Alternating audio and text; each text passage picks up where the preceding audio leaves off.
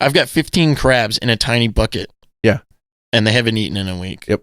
So I'm going to need you to stand in there with barefoot and just... you'll hit me with like trivia questions. Go. You got to say it. Go. Yeah, you're like, all right, who was the guitarist? You've been bitten like 15. Yeah, I'm like, go. Tell me what the fuck you're saying. Thanks, Obama.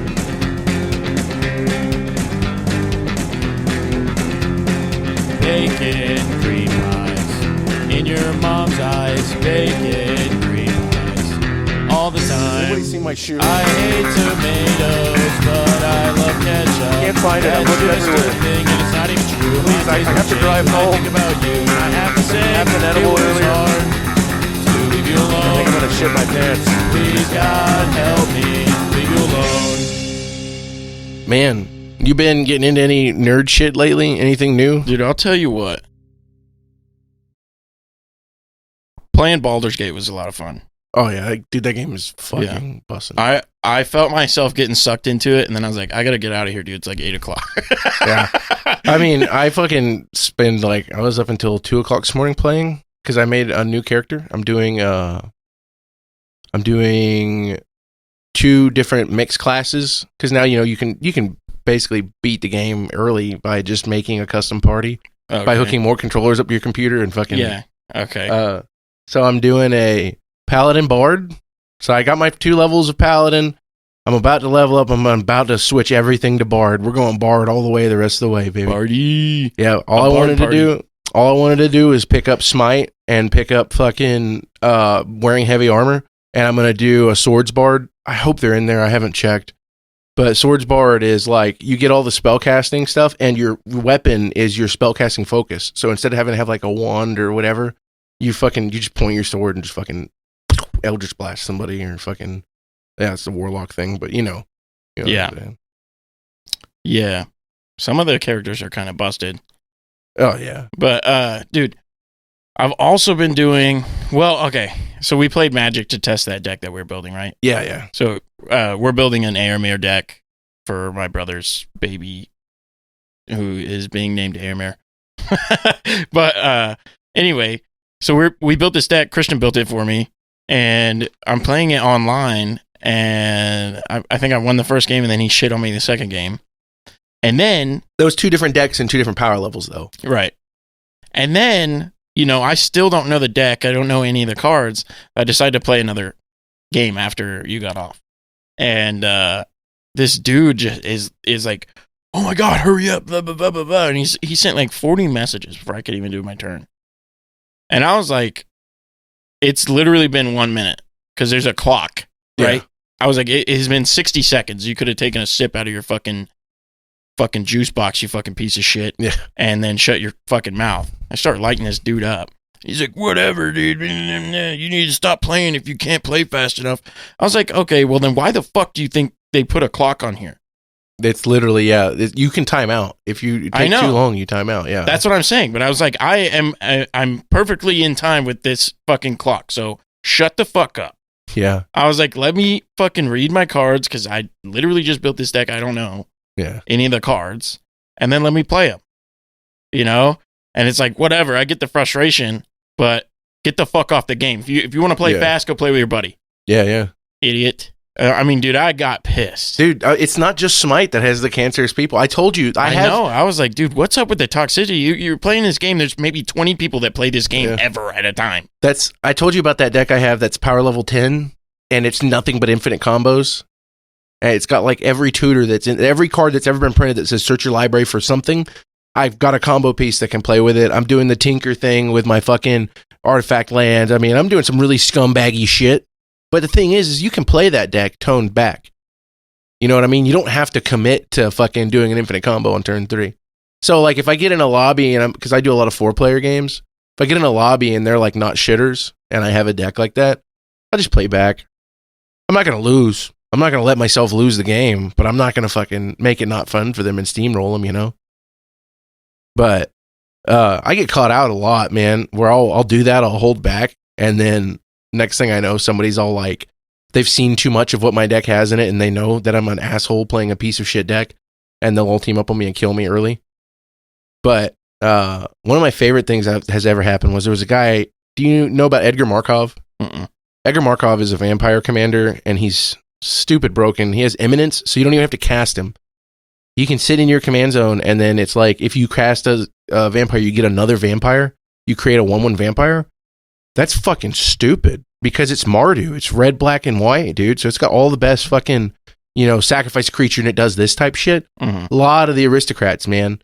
Dude, so we were talking about like decks that I like to play, or decks that or not decks, but like play style, right? And so my buddy, he always plays the same deck, but it's like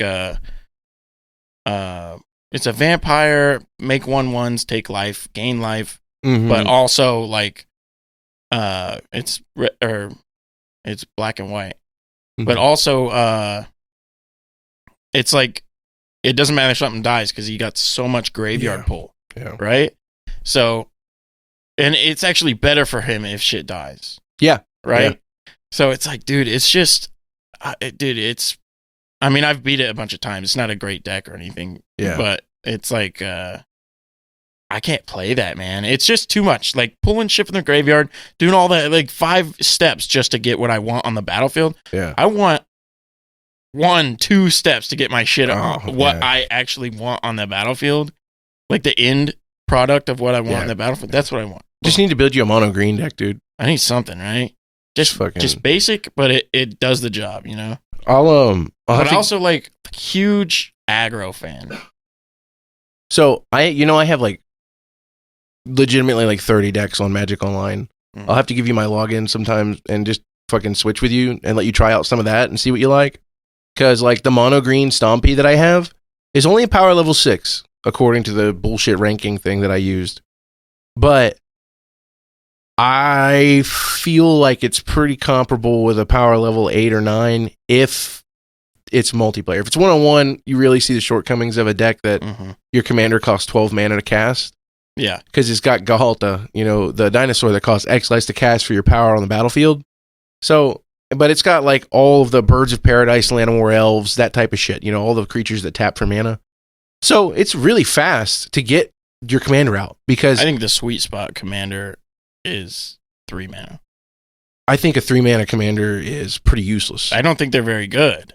I wouldn't say they're any good compared to but the sweet spot, if you're trying to play off your commander, probably turn 3, right? Definitely not. Because here's the thing, right? Like Aomir, if you cast Aomir on turn 5, it's dog shit. Yeah. You want to set it up. I like a commander that has such a big impact that you build the deck around it, like Scarab God, right? If I put Scarab God out on turn 5, I smoked a Scarab God with my guy. It's probably not going to matter because I'm probably not going to have anything in my graveyard or in your graveyard to start stealing. I'm sorry. You know what I'm saying? So Scarab God really wants you to start like getting your graveyard and their graveyard filled up. So you got to kind of set that up. You put in a couple of mill pieces to make it good, and then do the zombie tribal thing. Because then when you mill it, it's just a zombie. You just get it back. So I like commanders that are like that you really have to change the way you play. Like I would say for aggro, probably a 3 mana commander. I can do you one up on that. You would love to play Gideon. I mean, you saw my deck, right? Yeah, Gideon. It's decently aggro for what I had. Yeah. I mean, the thing is that low mana aggro decks in Commander, they fall off anytime you're not doing 1-on-1. If you're in a multiplayer game, you're not going to be able to outrace 3 people. That deck would be dead. That deck wouldn't ever be able to play. I'm saying even a good aggro deck. If you build a good aggro, I want to get guys out and attack and hit you in the face. If you have to get rid of 40 life, that's not a problem. If you have to get rid of 120 life because you have 3 people, then it's a problem. Yeah. So that's why I say that kind of play style is dog shit for Commander because I don't usually play the 1-on-1.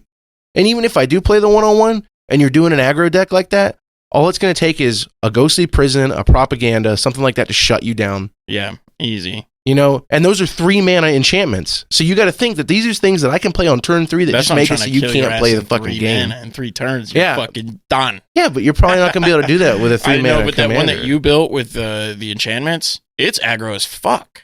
Yeah. I mean, it can be. What I mean? Enchantments are really... Like you can do 20 commander damage on turn 4 maybe. Yeah. So there's some really disgusting shit. It's Magic. Magic's a broken fucking game. Yeah. I don't know, man. I think I definitely like decks where that I build them around the commander, but that they function enough without them. Like half of my decks, I'll never cast my commander the whole game. You know, like my Planeswalker deck, I forget I even have a fucking commander up there. I just be casting Planeswalkers, dude. Yeah, that one's kind of crazy too. I like that. That wasn't even my good one. I have a tier level 10 Planeswalker deck. I like the premise of it. Just the whole. Yeah, everything's a Planeswalker. Yeah, because it's like you don't think it's gonna work. Nope. Like just thinking about it, you don't think it's gonna work, but then it's like, whoa. Yeah, half of them say +1 make a creature, so it's like I don't need creatures in my deck. You know what I mean? They're if I get like Garrick, I think is the backbone of that deck. Him and like the Sorens. Who's your commander? Jared Carthlion.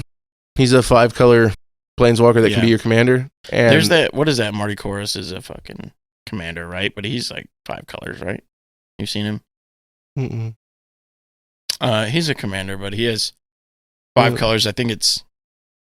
You mean Morophon? No, it's a Marty, dude. Straight up. I've never seen a Manticore that's 5-color. I'll have to. The only 5-color commanders that like I can think of are like the Slivers, Child of Alara, Progenitus. I guess you could do it. I don't think you can with the partner guys. I don't think you can get more than 4 colors with the partner guys. I'll have to look it up. Yeah, I don't know. I'm interested. I know for a fact that now I'm not 100% sure about what the card is, but I know for the fact that Matt has what I'm talking about, so I can find it. Yeah, later. That's sick. I know of quite a few Manticore type creatures.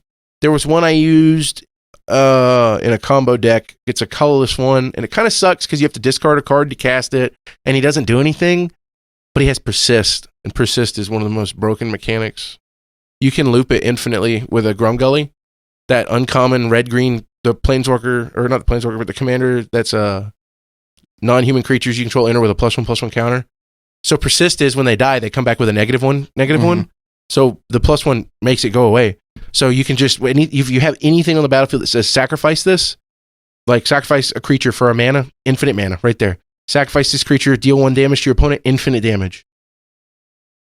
Stupid broken. That's why I have that uncommon deck where every card in the deck is a common or an uncommon, but I'm running that Grumgully, and it's still a fucking tier 6 deck, dude. Gnarly. It's a gnarly fucking red-green combos are gross. I gotta get you on there so you can play some of my decks, dude, because there's some off-the-wall shit in there. Like, did you like the one where all of my creatures were defenders? Yeah. What? Yeah, I did. But you had a thing that makes your defenders be able to... Yeah, I have a bunch of things in that deck that do that, yeah. Weird. But the commander is the main thing, yeah, Arcades. So my 0/9 attacks you for 9 mana. I love it because you can cast like the turtles, you know, like their 0/7s for 2 mana, and they have flash. I just can throw out a 7/7 whenever the fuck I want. Like, busted. Yeah, I love it. It's such a fun deck. But it is kind of a glass cannon, because if somebody kills your Arcades, then you're just stuck with like 0/9s, you know. What's wild is that in my deck that I was playing against you with, I think, what did you play, the Amir deck or the other one with that? I played the other one with that. Yeah, so the other one, it has like a bunch of just shutdown, you know, but that's what the enchantments are good for. Yeah. Like you can shut down anything. Dude, I need to build you a Zur deck. There's a lot of people now. It sucks because I would get their concedes off of this, but you know, obviously they play their commander, and I would just shut it down. You can't do anything else. Yeah, I mean, fuck you. It's commander. It's Magic. If you get mad because somebody counterplays the way you play, you just don't know how to fucking play the game. I hate playing against blue dudes though, because they just shut everything down that I do. Yeah, but I mean, and it's like, ugh. But you know, whenever you're building the deck, there's ways you can plan for that. Red-green is kind of the best way because it has all the stuff that says your creatures can't be countered, and then you're just like shitting down their throat. Nice. Doesn't matter. Like, oh, you're gonna try and counter this? Well, you can't. And it's just what was the dinosaur? There was a dinosaur that was breaking standard back during Ixalan. Carnage Tyrant. It's a fucking 7/6 with hexproof and trample, and it can't be countered. It was a game-ending thing because, like, the control decks at that time, they were doing the Approach of the Second Sun shit. You know that card where, like, if you cast it the second time, you win the game? Yeah. They were doing that because a Monket was still in. Because I remember, dude, that was my favorite time during Standard. I had a red-green dinosaur deck that was fucking... I had like a 19% win rate. All right.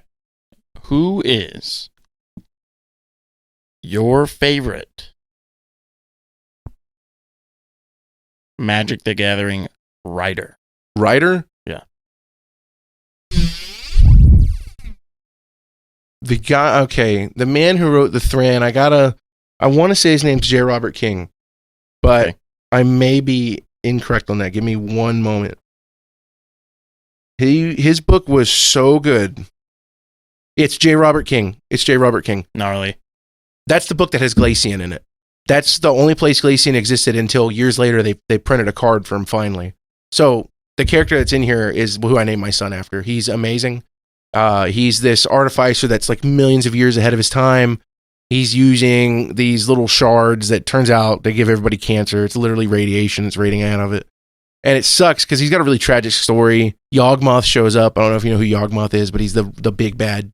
Mm-hmm. He was like the original, like before the whole in-game meme of, like Nico Bolas, they were all like, oh, it's just Magic in-game, He was the big bad where that all of the characters you knew and love had to unite and fight him.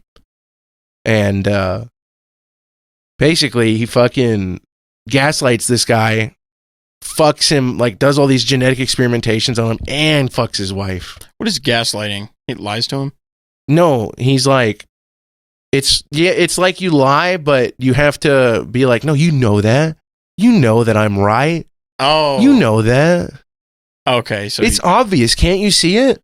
Okay. You fucking idiot, you dumb bitch. Can't you fucking see? Yeah. I see. But it's a tough gig because Glacian, his story doesn't end happily at all. He does get extremely aggressive cancer, and it's even more fucked up.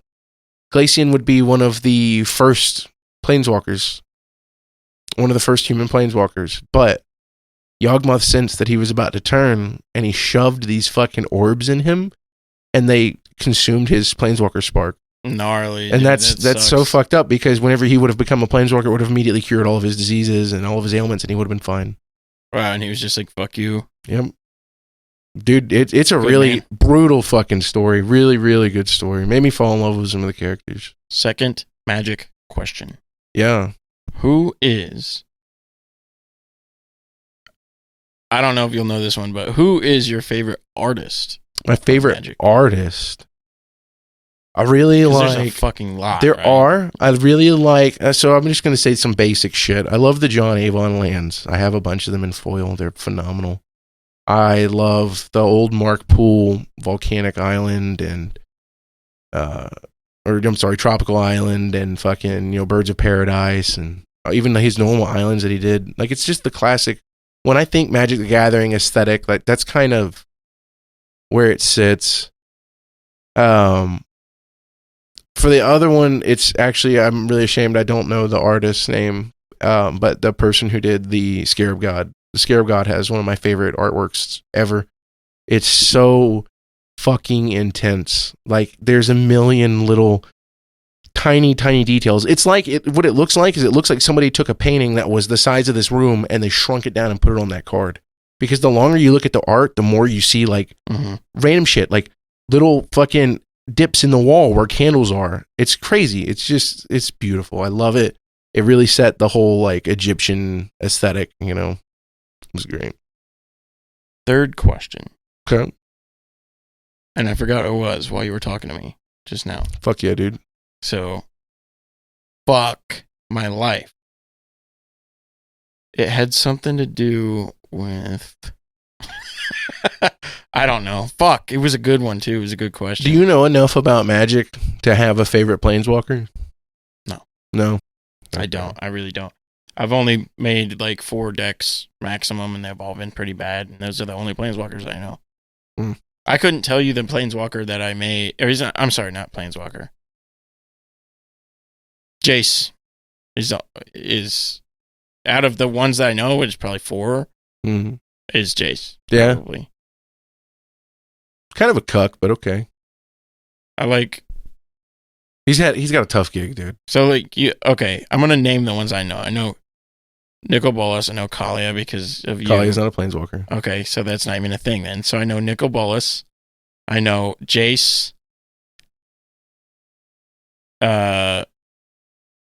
Who's that guy with the big fucking who plays Atlas in Smite? Karn.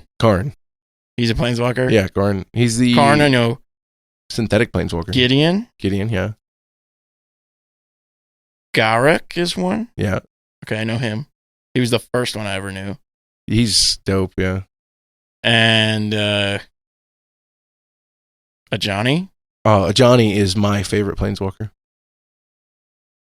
I don't even know how to tell you how heartbroken I was when they put out that he had been completed.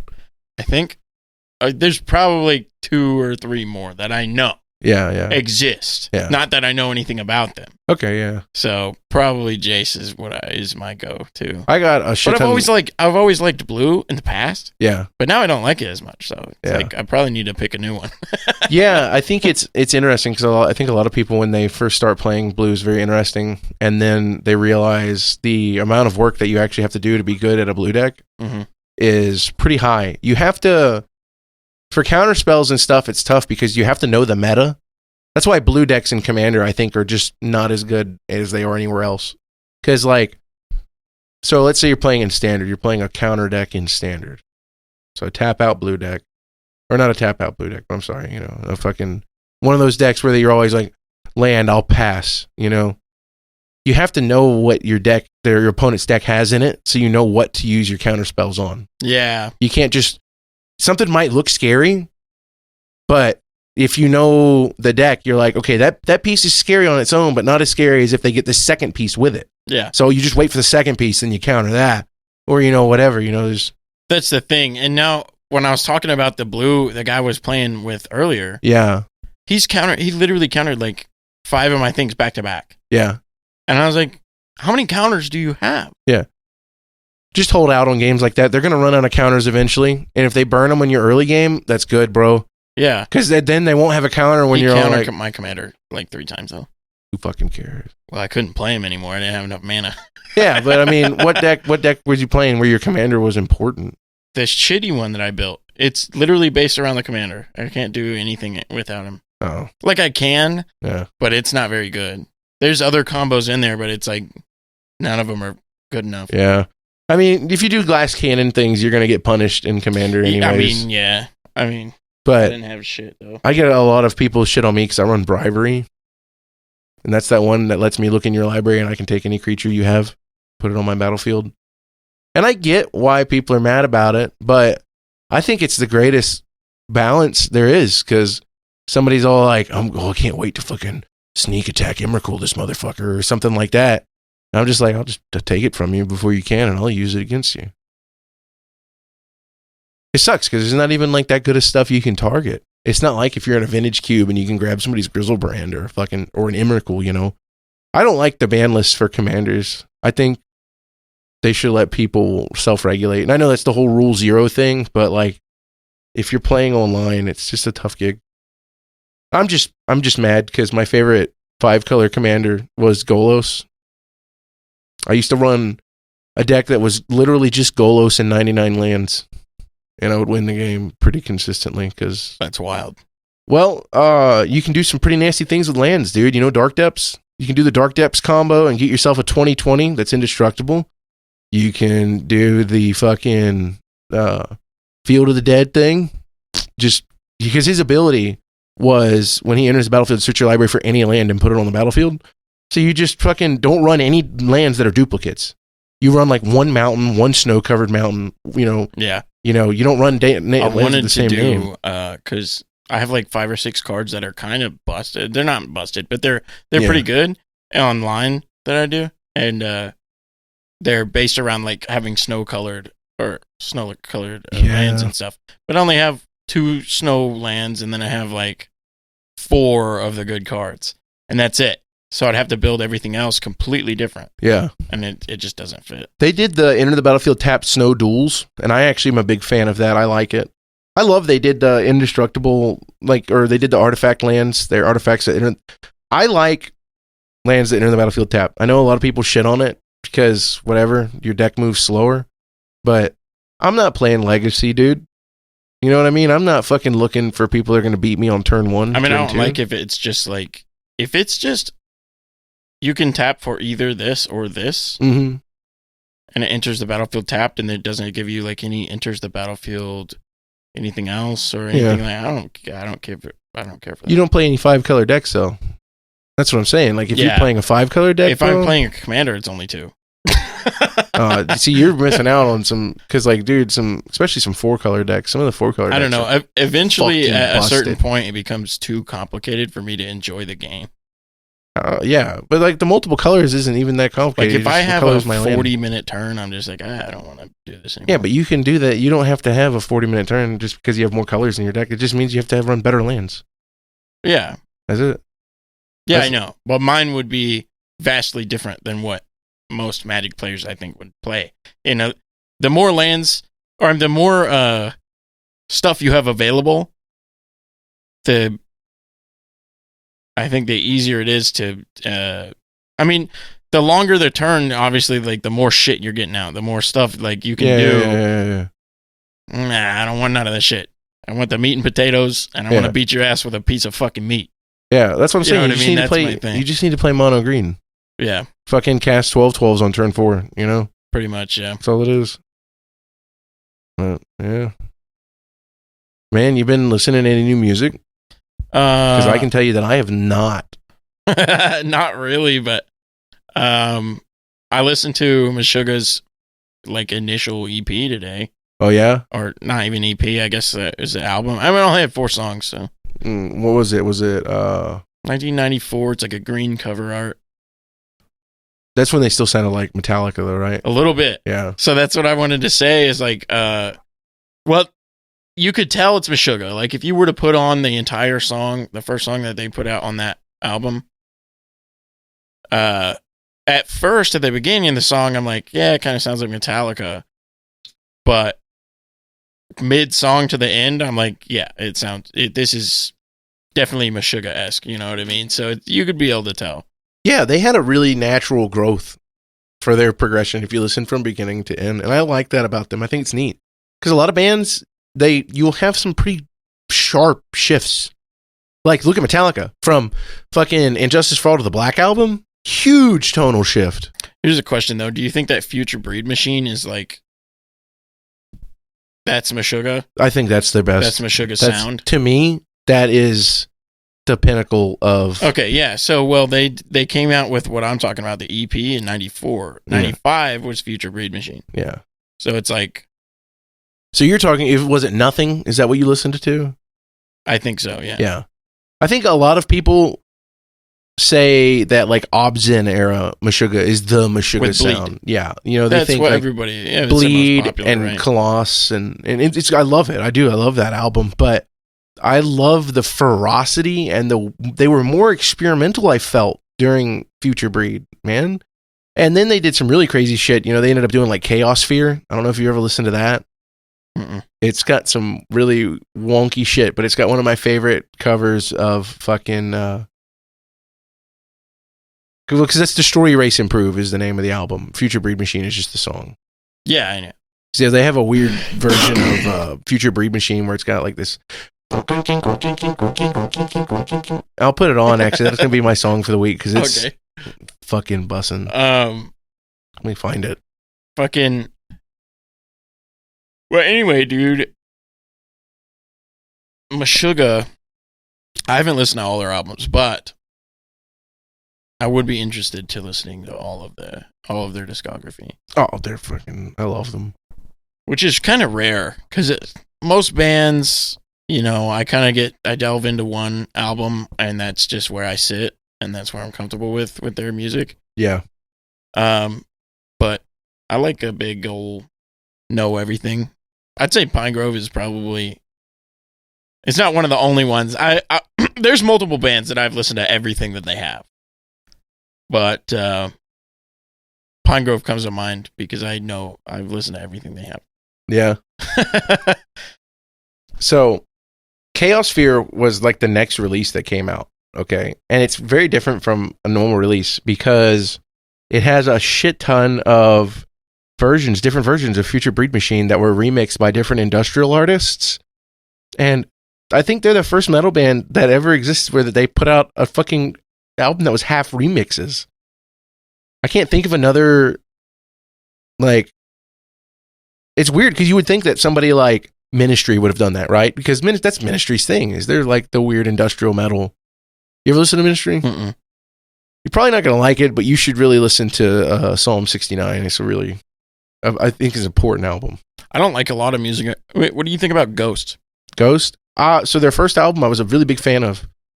I am a really big fan of What is it? Mary on a Cross thing? That's way new, yeah. Ass.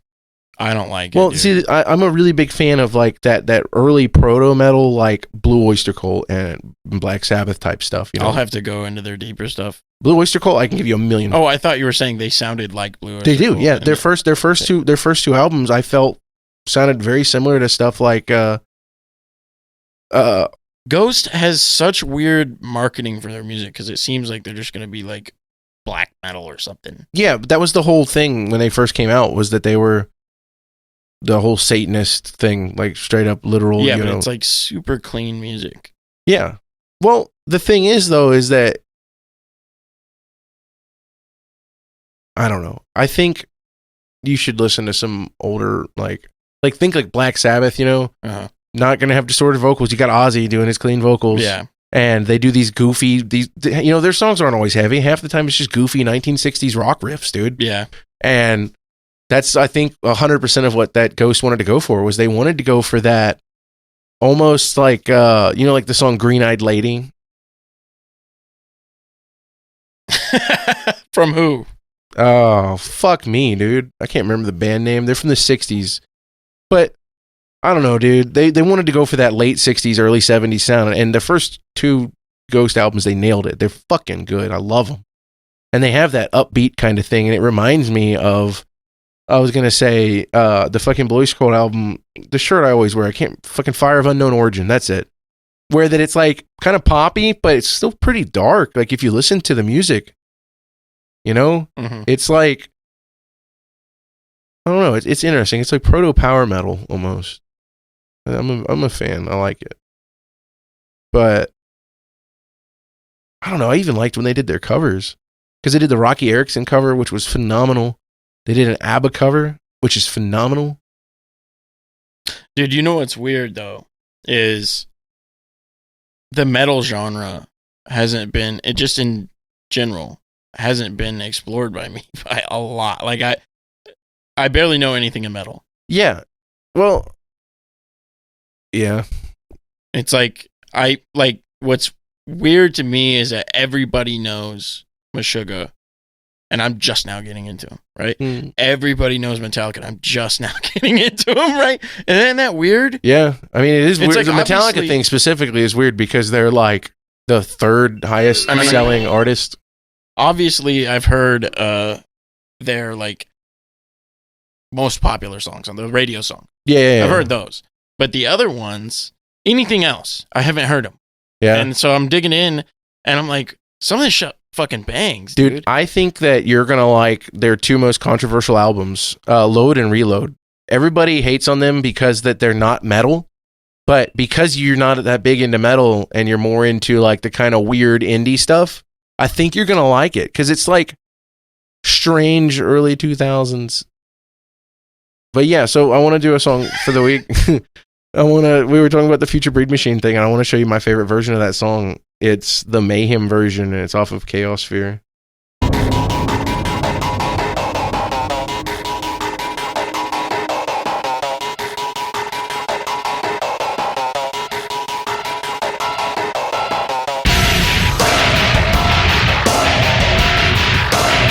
I gotta stop it there. But it is so good, especially when the vocals come in, because the guy who did the remix, he super syncopates it. He fucking kills it immediately. The audio is start, end. There's no resonance off of the end of his voice, like the room or nothing. He fucking... That's cool. Oh, it's gnarly. I love it. Love it, dude. Is it, so it's not the vocalist from Meshuggah, it's a different guy? No, it's the guy. No, he remixed the song. Oh. It is the guy. This is the whole band. Remixes. They did a bunch of remixes of their own song. No. This is Mayhem. Mayhem is his own industrial artist. Oh, weird. Yeah. That's cool, though. It's like Lustmord. You'll see a lot of Tool songs get like remixed by him. It's pretty cool. Gnarly. All right, yeah. Tell us about your song. So this song is a good song. It's a metal band that has a lot of syncopation. Pretty good song. I wouldn't say that I listen to these guys all the time, but this, I think, is their best song that they ever made. Very bold claim. It is, right? It is, but very bold. I have listened to their discography. Not all of it, but multiple records. Yeah. So it's like... I spin this vinyl pretty often. But I'm going to say this one is my favorite song by a long shot. Right. And it's not just because of this part of the song, but this is my favorite part of the song. So, this is Car Bomb. I'm sorry, it's Naked Fused by Car Bomb. All right.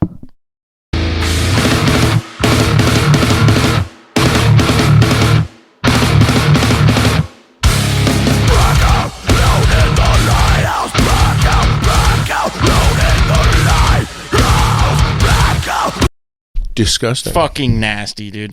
I mean, it's literally just snare work right there for a second, but it still gets that go in and out of time point across, you know what I mean? Mm-hmm. And then just the come in, like when he comes in, blah, blah, blah, blah, it's just, what the fuck was that rhythm? Is it like a fucking paradiddle or something? What are we doing? Yeah. You know what I mean? It's like the space is there, but the rhythm is going on in this man's head, you know? So we're not getting everything, but it's just, yeah, he plays what he wants to come out, but there's other shit going on in his head. You know what I mean? Mm-hmm. It's fucking crazy.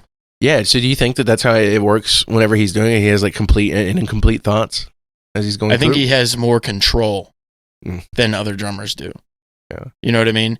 In his head is obviously like, just has, I mean, if I was to put a graphic to it, it's got to be just rhythm after rhythm after rhythm, just crossing, and he's in slow mo, and he's just fucking pulling what he wants. Do you think this guy's got like a Matrix stream? I mean, it has to be something like that, right? I've watched the videos of him play, and it is fucking.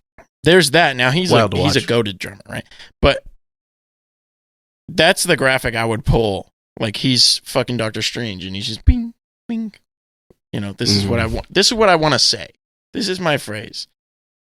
Of all the words that have ever existed, all the languages, everything, just ding, ding, ding, ding, ding, ding. And then that's what comes out in real time. Hell yeah. Right? But so there's two options for this music to have happened, right? He can either have just a fantastic brain and do what I just said, or he could have practiced for 1 billion years to be able to play that exactly the same every time. Yeah.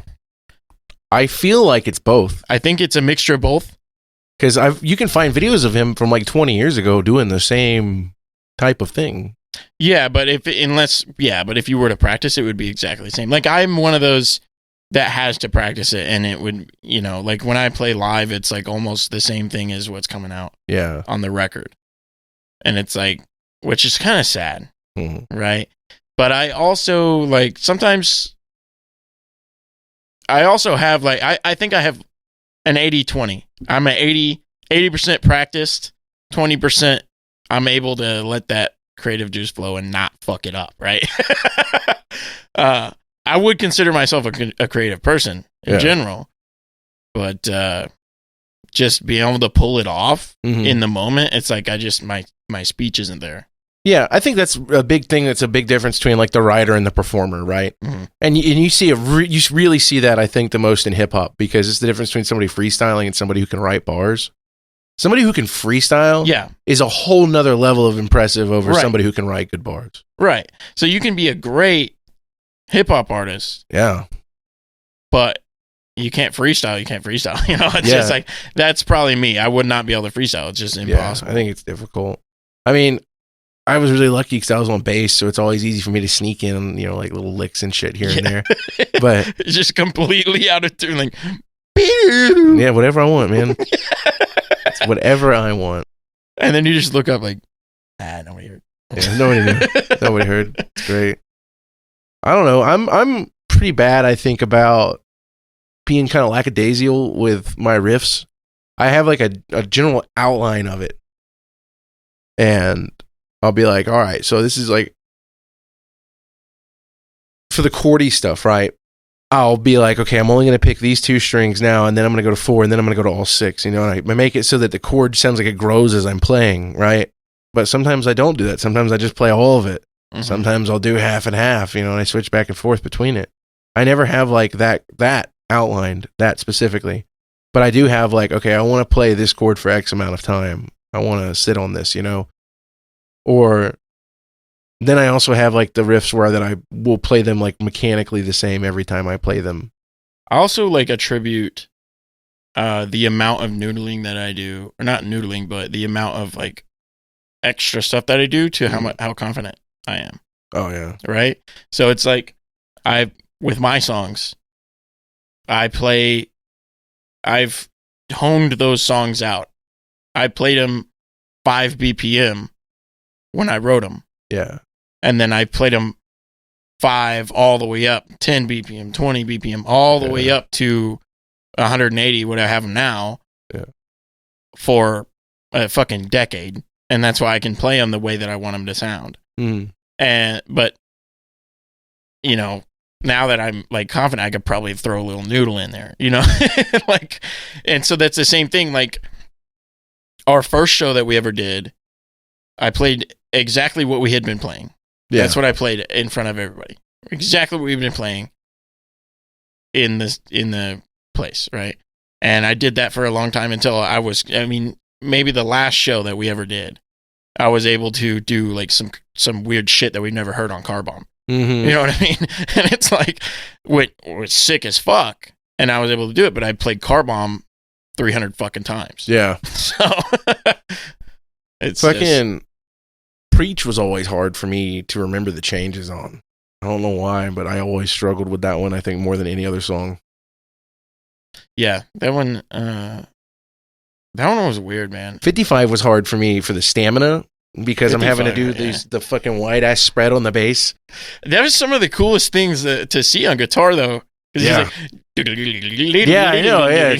Like, what? Yeah, it's cool, dude. It's just the bass is the frets are wider, bro. So I'm trying to fucking do what he's doing. Yeah, I should have fucking tapped it, dude. I'm cool. Such an idiot.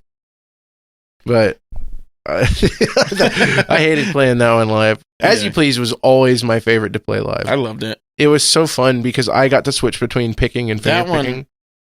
I was able to do a lot of cool shit on. Kind of same. It took me forever to figure out the when it goes to the fast part that Nate does. It took me forever to get that timed right. Yeah, because it took me and him forever to get it timed. It's right too. Hard because when we originally played it, like we played like 3 shows before we started recording it. Yeah, when we went to the recording, we both were not in time with each other, and so I had to rewrite my entire drum part. Oh yeah, dude, in the studio. Okay, so here's one for you. And don't put too much thought into this because I'm hitting you with it now, but what's a song that you love that is by a band, but people would not know the song? By a band that people would know? Yeah. Like what's a big band, big artist, but it's a song that's like a B-side that like... Oh, Kings of Leon. Yeah, there you go. There's an easy one, yeah. That's easy. Nobody knows anything other than Use Somebody. The Bucket. Have you heard The Bucket? Is it on the same album or Tranny? Are either of those on the same album that Spiral Staircase was on? Because it's the only album they have that I've ever listened to. Oh, really? Yeah. What the fuck? Yeah, I really like that weird, like country backwoods kind of. What's Spiral Staircase on? I don't know. I just know that I listened to it because I was into that song. Oh, hold on. It was on Motorstorm. It's on the first album they did. Yeah, yeah. Youth and Young Manhood. Let's see. Tranny is on it. Okay, then I probably have heard it, and I probably like it. Okay. Shit. You want to play Tranny then? I'll play Tranny. I don't care. Ready? All right. This is Tranny by Kings of Leon.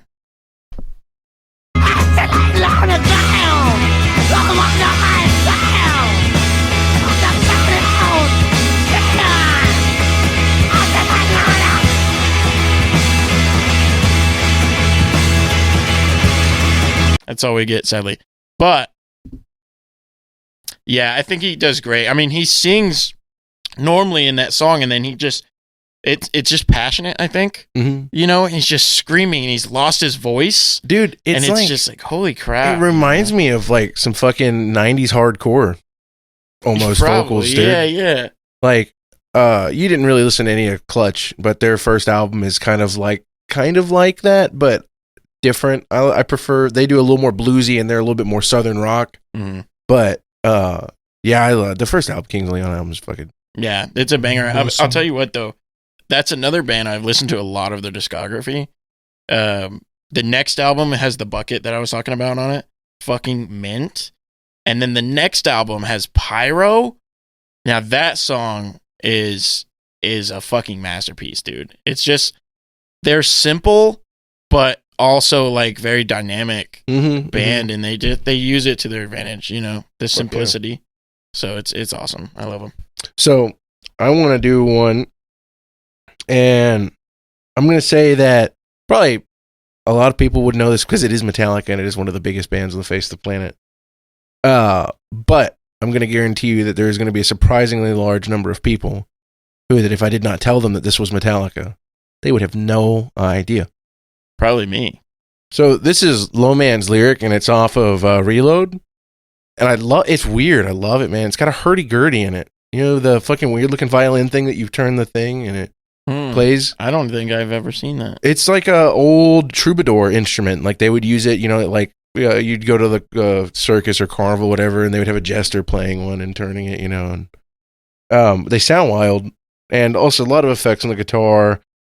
It's 90s Hetfield vocals. Love his vocals. But, yeah. There you go.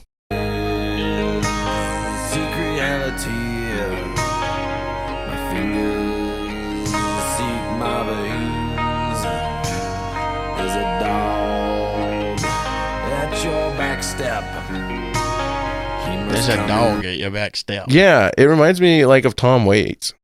I don't know if you ever listen to him. No. Okay. He's a big like Americana folk guy. You want somebody who sounds like they smoked 1 million packs of cigarettes, dude? I don't think it's possible to get more gravelly than him. He sounds like a corpse. Yeah. I mean, I wouldn't say that like the Kings of Leon guy sounds like he's like got the damn hole in his neck. You know, I'm just saying like he lost his voice type thing. Yeah, he definitely sounds like he'd be a fucking lineman. Yeah. You know? Yeah. But shit. Yeah, I think you should check out that album. It's weird. It is weird. This is when Metallica got really weird, and this is like everybody started shitting on them. But they had already become the biggest band in the world. Mm-hmm. And they were like, man. So this is some of their later stuff? This is the late 90s, yeah. I think this one's 97. 96, 97. I meant like not older stuff, like newer stuff. Like after they produced like their big albums. Yeah, this is, so the biggest album was the Black Album, and then they waited like 4 years, and then they did Load, and everybody was like, this is weird, and I don't like it because it's not metal. And then you get to Reload, and it's that. It's like really weird, and it's very not metal. Huh. And everybody acts like it's this fucking shock and awe, but like, bro, the Black Album is already not metal. Yeah. Like 90% of the stuff that's in it is just alternative rock. Like Inner Sandman, Inner Sandman has like 2 heavy riffs in it. Yeah. It's a radio rock. That's a funny thing too, is a lot of people attribute metal to genres that aren't really metal. Yeah. I think what's funny is that people attribute Metallica as a metal icon to the Black Album and not like Ride the Lightning and Master of Puppets. Disgusting, dude. You know? Ride the Lightning is nasty, bro. Dude. Master of Puppets, I don't think I like it as much. I did listen to both of the albums. Yeah. I don't like it as much personally as Ride the Lightning, but it's just as disgusting. Yeah, I think Master of Puppets to me is the absolute highest peak of Metallica. That is their best songwriting. They did some cool experimental stuff. They did some polyrhythms. They did weird time signatures. There's bits where they're playing in like 7/4. Like that's so crazy for a fucking thrash metal band in 1986. It's like the Ramones. They're 90s stuff. How weird it is. Dude, it's so cool. It's like you just wouldn't expect this band to do this kind of stuff. And it's funny because a lot of people will listen to it and they just don't catch it because it's just good, catchy, heavy songs. So they just think about, when they think about the influence that Metallica had on metal, they think about just like the sounds and not the fact that, do you know that Metallica was like the biggest influence to Dream Theater, which is one of the most technical fucking metal bands that have ever existed? Yeah. They didn't just influence them sonically. Probably influenced. No, I know, but like they fucking started as like a Metallica cover band and they fucking did like a whole Master of Puppets cover that is impossible to find the demo for. Wild. Like, it's crazy how much them putting a couple weird time signatures in on some really heavy songs in 1986 just changed the way. Right. Yeah. You know? Yeah, that's crazy. Yeah, it's I don't know. But yeah, I think definitely most people, you say metal to them and they think things like Papa Roach. Yeah. And that's, I remember we were in Valdosta. Like if you push the crunch button on your fucking thing, then that's metal to some people, you know what I mean? Can you play a power chord? Like that's the really crazy thing is that a lot of stuff people look at and they're like, that's metal. I'm like, bro, this is basically just punk. It's simple, distorted power chords with approachable vocals. That's just fucking punk. That's just modern hardcore. Yeah, and it's tough to fucking tell because some shit is like, but more poppy. I don't know, like some stuff. Like, I mean, Rush. I would never say that Rush is metal. Yeah, he probably influenced a lot of metal bands, though. No, yeah, I'm sure. You know what I mean? Yeah, Geddy Lee is one of the most influential bassists that has ever lived. How early are you gonna? You know what I mean? That's the thing. Well, so here's the thing that's the metal that makes it so difficult as a genre, okay? I would consider metal as a genre starting with the 1969 release of Black Sabbath by Black Sabbath. To me, that's the first time. Death a thing? Death, the band? Yeah, 1950. No, they were, I want to say they formed in the a lot of people have said like to 1981. me that Death is the first death metal band. Or so there's a couple of others that kind of came out about the same time, but they have a very good claim to it. They do have a very solid claim. I think there were 2 albums dropped before them, but only by like a couple of months. Because that's a hard one, right? Like, I'll actually look. I'll see the first death metal album. And here's where it gets even more tricky. The first time that they had heavy metal as an award at the Grammys, Jethro Tull won it. Death metal?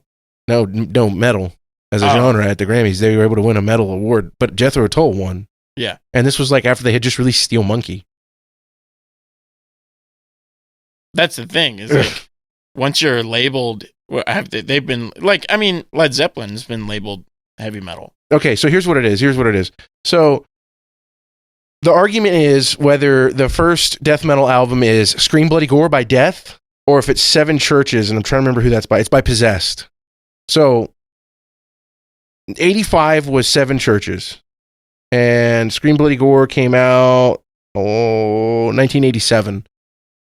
So 2 years difference. But the Death album, Scream Bloody Gore, is actually substantially heavier, and the subject matter of it is like gory, disgusting, gross. Like that's death metal, you know? Yeah. Like that's another thing too with metal as a genre. What you sing about is actually a big defining piece of where you fit in the pie.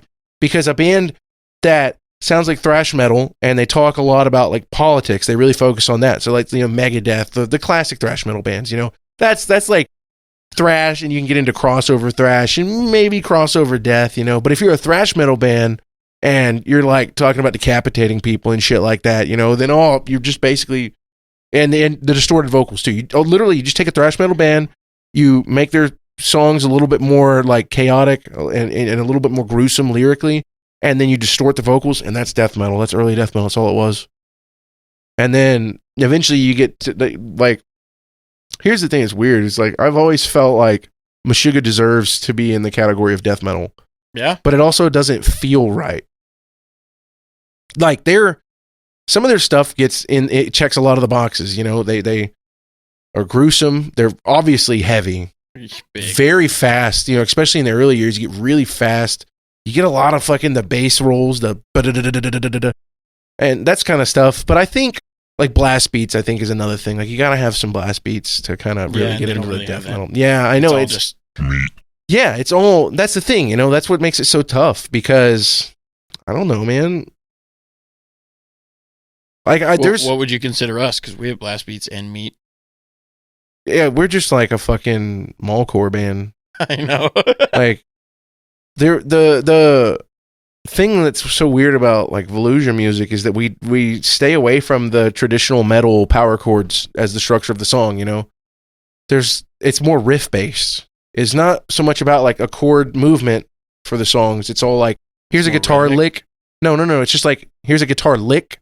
Here's a riff, and I'll build around that instead of it being more of like a chordal like. You know, you have your 1, 4, 5, 6 kind of thing that you see. You even still see that with like Metallica. They just do it different. Yeah. You know? And when you to us, it's not really like that. I mean, like the only time that you would really be able to see that is like As You Please. As You Please, we do that, you know, pretty good. Bits of Preach, I would say. But like Car Bomb, I don't feel like it would fit that mold at all. It's I don't know. I would call it progressive, but it's almost all in 4/4. You know, that's what's so weird about it is that it's like maybe post. I would throw some maybe like because Nate does a lot of the clean guitar stuff and it's really weird. Yeah, but we're not posts. No, I know, but that's what I'm saying is it's like weird to categorize it because how do you take like the weird lounge guitar riffs that they really just it throws everything off so much. The lounge riffs like on As You Please at the beginning. Yeah, it's so different from the other stuff, and then. Whenever we get into As You Please, it's the big splashy chords, and I think that's a very hardcore thing. You know, that sounds very punky to me. So I don't know, and I think that you know, with Ryan on the vocals, it definitely sat in the some type of core. It was in the some kind of hardcore, has to be. And the reason I say mallcore is it's just so approachable. Like stuff like As You Please is so groovy and catchy. And I'm gonna say something, and this is gonna be wild, but I think it's crazy that. We put out As You Please, and then not that much longer after Turnstile fucking kind of did that shit.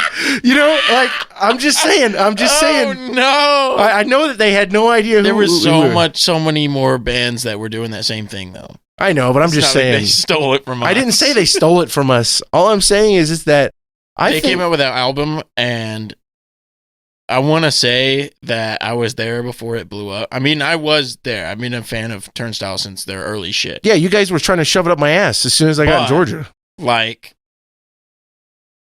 they came out with the album, and 30 minutes after it dropped, I've listened to the whole fucking thing. Yeah. You know what I mean? Like, I was on that shit. And I was like, this is so different, but I fucking love it. Yeah, you know? I actually, the thing that's crazy is I didn't like their previous shit.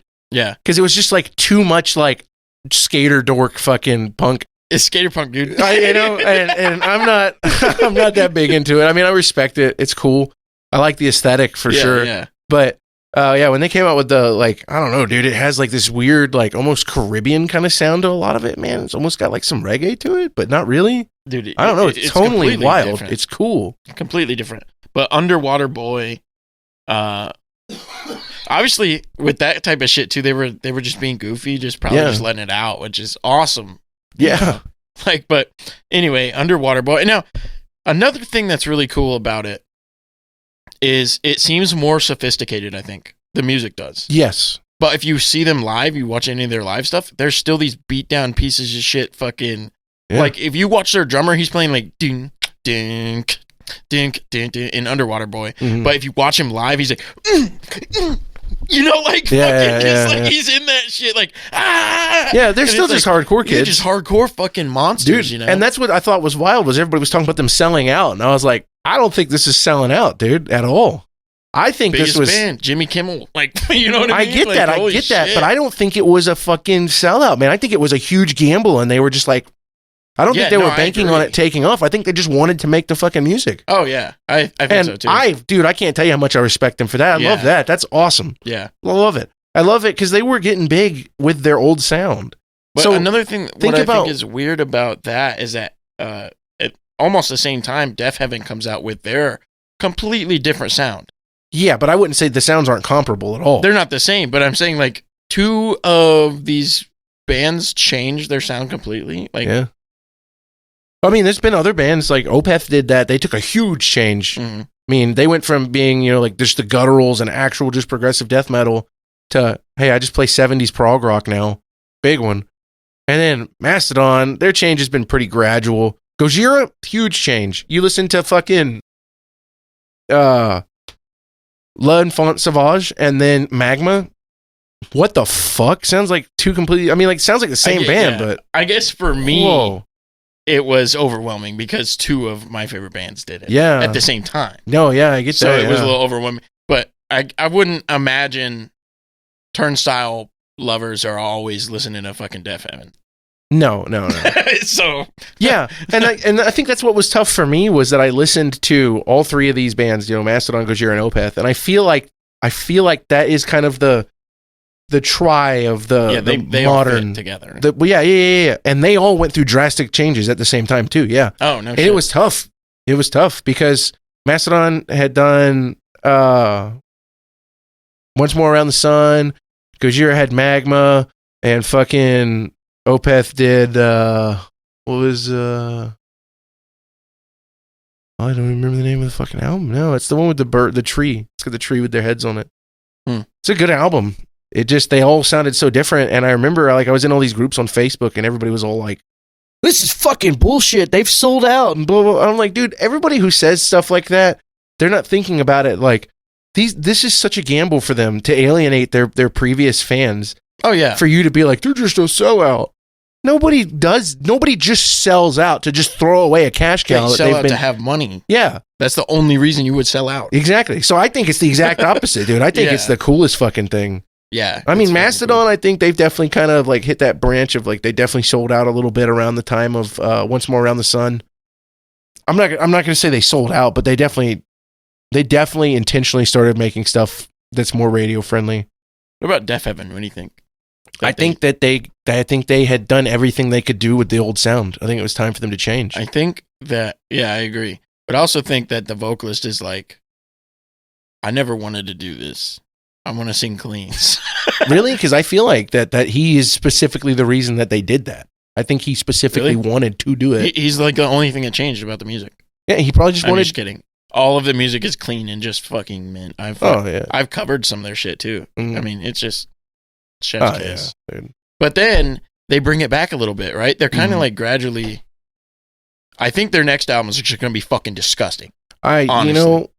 Because they come out with Mombasa or whatever, we talked about that. Mombasa. And they fucking, at the end of it, it's just like just super clean, super open, and then and it's like, oh my God. Oh, it's just nasty. Didn't Agalloch get back together? I don't know. They're the like black folk metal.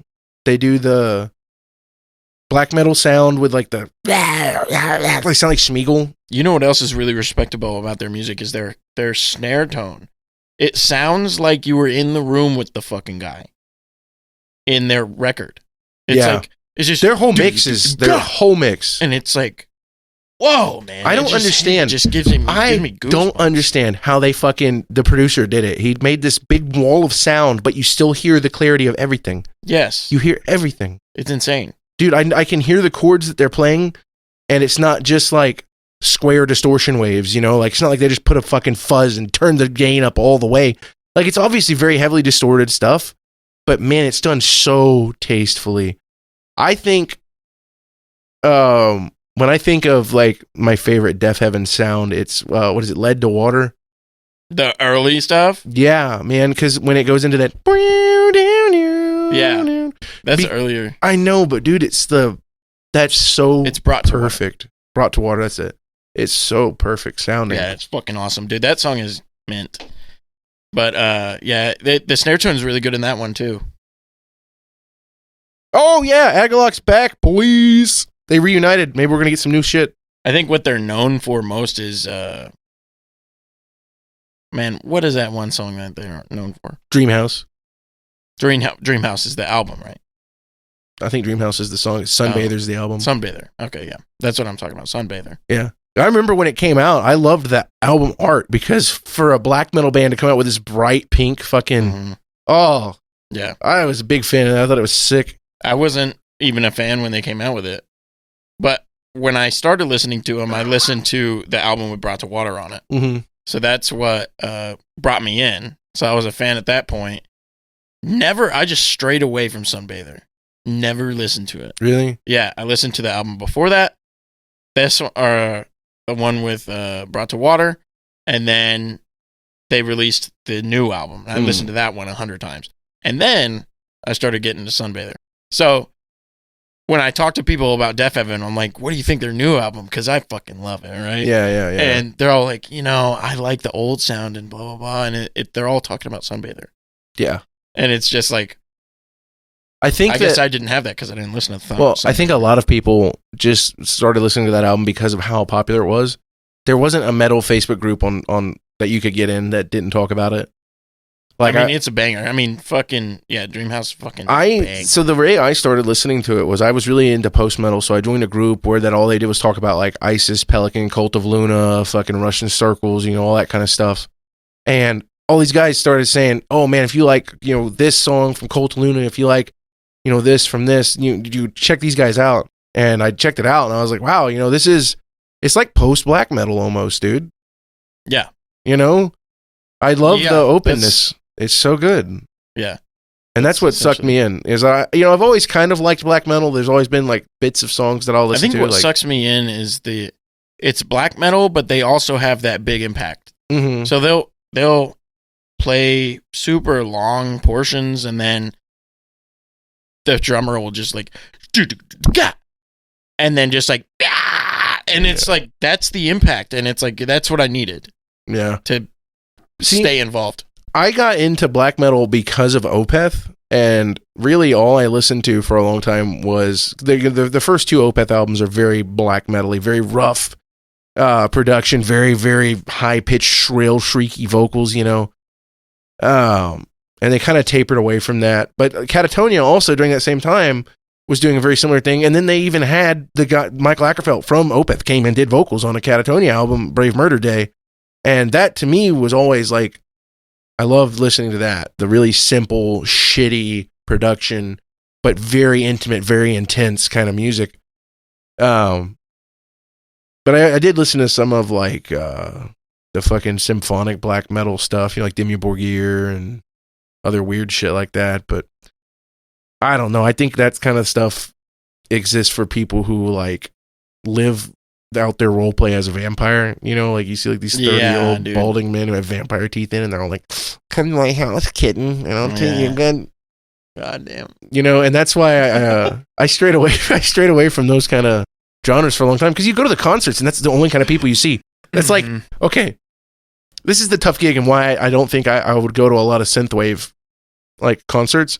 We went to the one, and there was the man that looked like fucking Professor Snape that lived in a dumpster. Yes. And I don't want to see creepy old men who come out wanting to look like Robert Smith and fuck a 17-year-old. These people are appreciating the music. They're coming out to fucking like beat their meat in a crowd or something. Yeah, dude. It's like, it was really weird to me. What was weird is that nobody gave a shit about modeling, even though they tore that stage up. Dude, they were the nastiest band. The headliner was just... The headliner was actual dog shit, yeah. But they were... God, yeah, man. I want to see them again. I loved modeling. It was so good. Yeah, they were great. They were intense, dude. Every member was so into what they were doing. The guy that was running all the keys and the mixers and stuff, dude, like he was just pouring sweat the whole fucking time. Yeah. I love to see him get into it like that. And the drummer was so tight. The drummer was fucking phenomenal. It was delicious. He was doing some nasty shit. Big fan. I actually listen to their shit all the time. Yeah, I don't.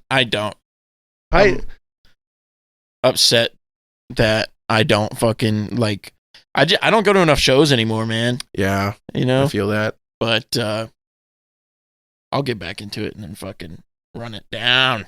Yeah, I'm sure they're gonna come back again. They only live near Little Rock or some shit. Yeah, they're just right up there. They're definitely coming back. I mean, that or fucking, it's only like a 2-hour drive. I'll fucking go out there. Right. I'll come back same day.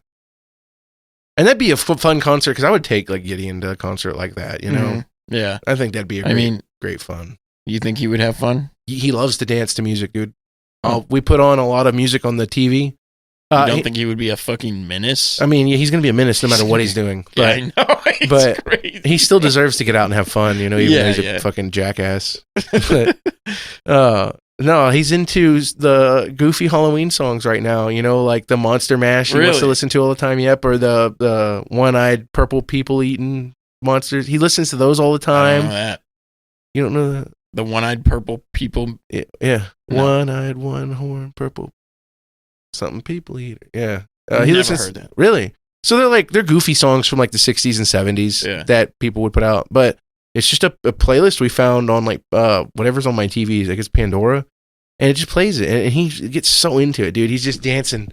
And he'll come and grab your hands and he wants you to spin around and do a little pirouette and all that. You know, he loves dancing. Loves music, dude. And I got to find the power supply for my record player. But I used to put it on all the time. And I would just like, go grab me a record, Gideon. And he would always pick one that looked cool, which usually meant that he would pick fucking Meta. He likes the way the Car Bomb album looks.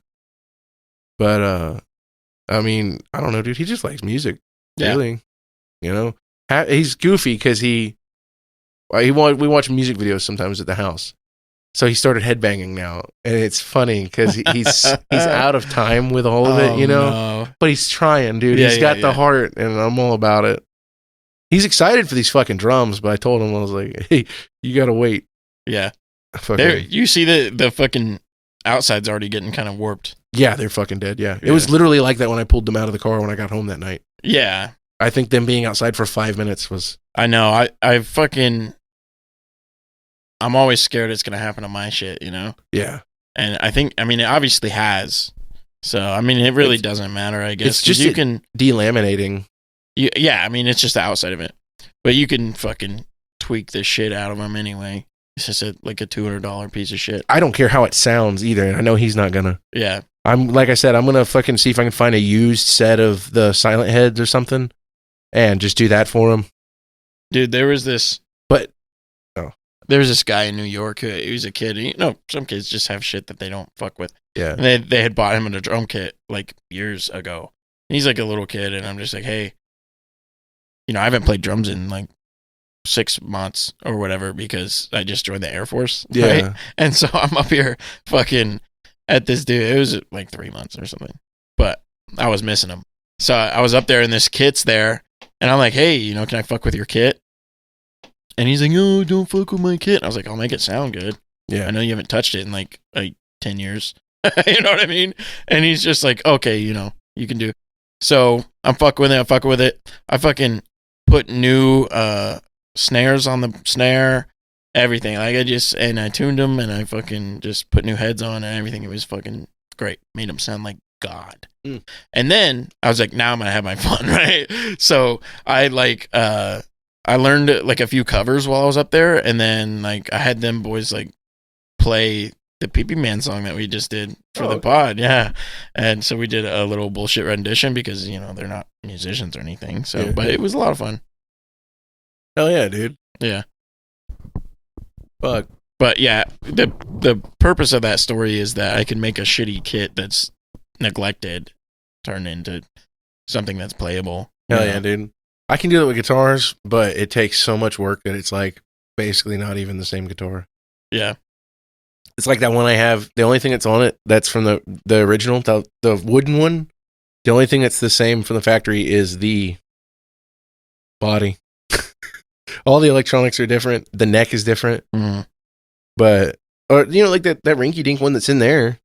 That was like a $180 guitar, brand new. Mm-hmm. The Telecaster. Yeah, and that's still the best playing guitar I have. It's fucking disgusting.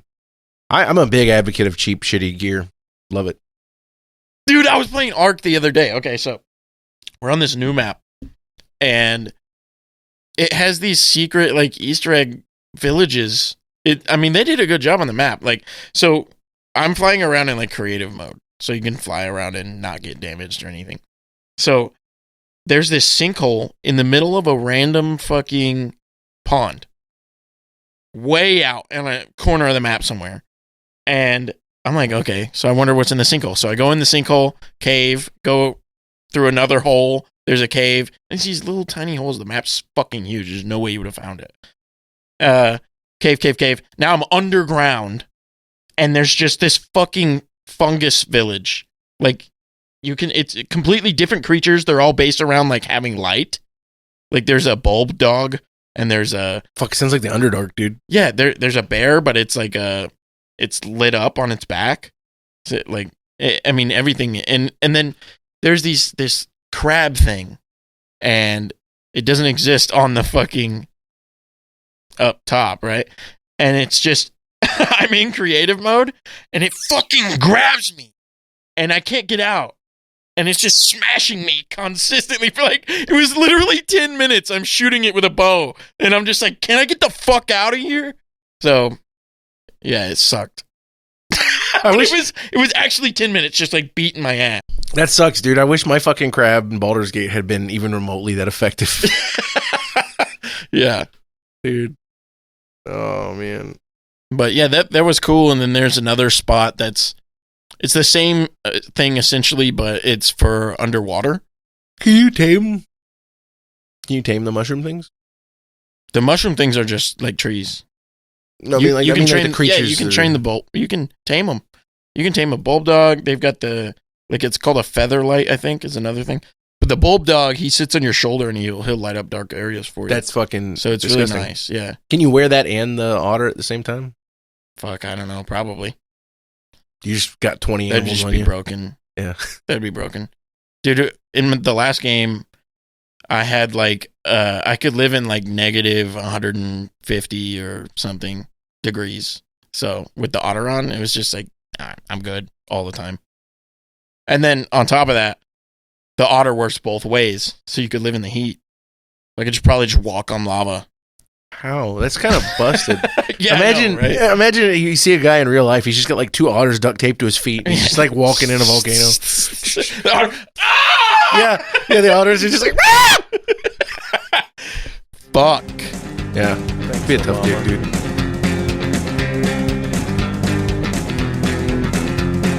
Bacon cream pies in your mom's eyes. Bacon cream pies all the time. Everybody see my shoe? I hate tomatoes, but I love ketchup. Can't find it. I'm looking everywhere. Thing, and it's not even true. Please, I have to drive home. I think about you, and I have to say Have an edible it was earlier. hard to leave you alone. I think I'm gonna shit my pants. Please, God, help me.